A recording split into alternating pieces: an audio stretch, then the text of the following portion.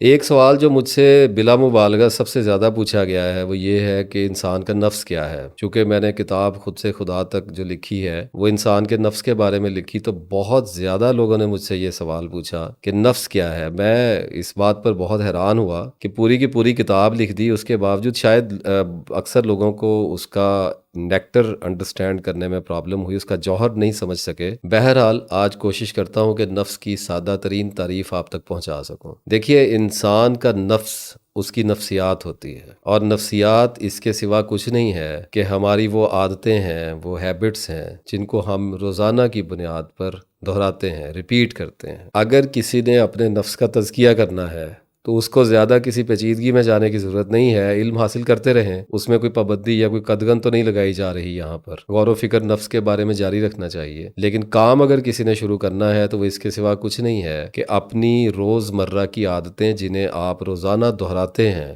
ہر روز، ان کے خلاف جانا شروع کرنا ہوتا ہے۔ وہ عادتیں جو بری ہیں ان میں سے کسی ایک عادت کو پکڑ لیں اور اس کے خلاف کام کرنا شروع کریں، اسے چھوڑنا شروع کریں۔ اس کی مثال آپ کو میں یوں دوں گا کہ میں سگریٹ پیتا ہوں اور میں روزانہ سگریٹ بار بار پیتا ہوں، اور یہ تمباکو نوشی میرے کردار کو تمباکو نوش بناتی ہے، یعنی کہ I smoke cigarette every day, that is why I have a character of a smoker. اب اس